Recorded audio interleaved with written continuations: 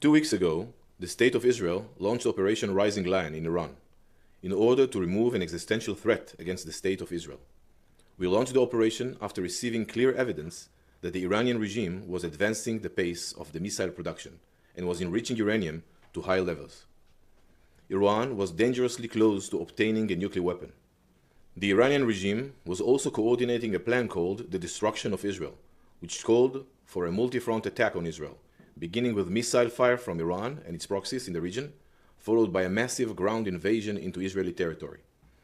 This was not just an idea or a theory, but a concrete, structured plan to wipe Israel off the map. For years, we monitored Iran's actions and worked behind the scenes to delay and stop the threat. This past year, we strengthened capabilities to prepare for the longest distance operation we have ever carried out. As the threats neared the point of no return, we completed the IDF's preparations, secured the home front, and launched the necessary operation against Iran's nuclear and missile programs. We had no other choice. We targeted every layer of the Iranian threat, weakening their abilities and building up our advantages with every strike. The operation began with a surprise opening strike, 1,500 kilometers from home. We targeted nuclear facilities, dozens of senior military commanders, 11 nuclear experts and knowledge hubs, and research and development sites. By doing so, we disrupted all stages of the regime's nuclear weapons production. At the same time, the Air Force launched strikes against surface-to-surface missiles, launchers, production capabilities, and systems designed to target our aircraft.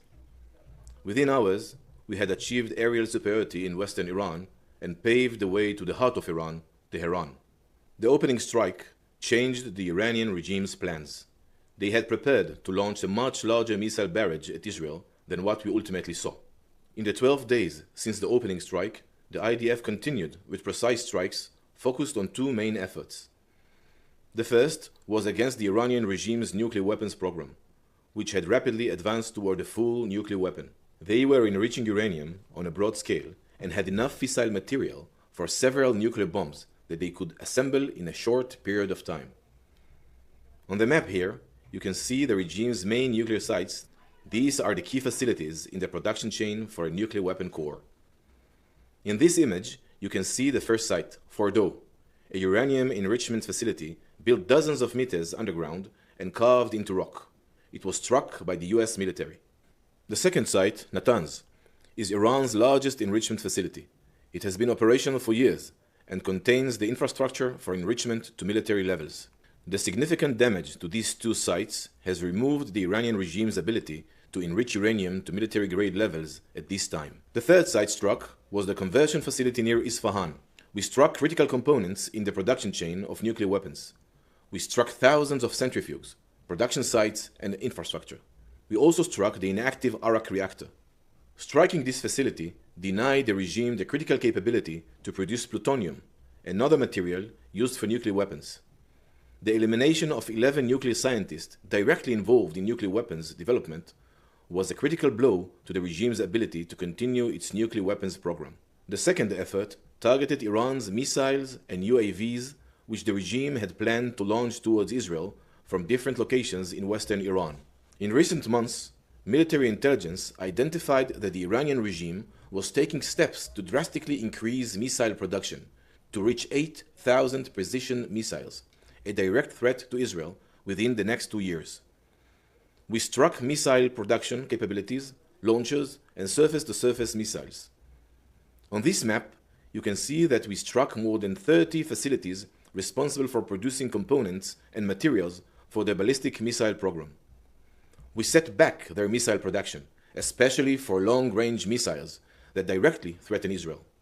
We destroyed over 50% of the missile launchers and damaged dozens of components.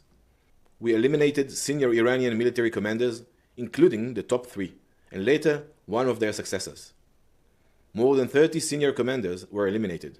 There is no safe haven for our enemies who seek our destruction. This map shows the full impact of everything I've just explained. We removed the immediate existential threat to the State of Israel. This threat must never be allowed to resurface. We struck the head and its proxies on our borders and beyond. The Iranian nuclear project was struck across all components. The nuclear project has been set back by years. The regime's weapons development and military industry was significantly damaged. Thousands of missiles that were planned for production will not be built. We delivered a deep blow to Iran's missile infrastructure. We had major success in minimizing missile fire toward Israel in real time. In addition to all of these, we weakened Iran's proxies, including Hezbollah and others. The IDF has met and in some areas exceeded its operational goals. Yet, we are under no illusion. The enemy has not changed its intentions.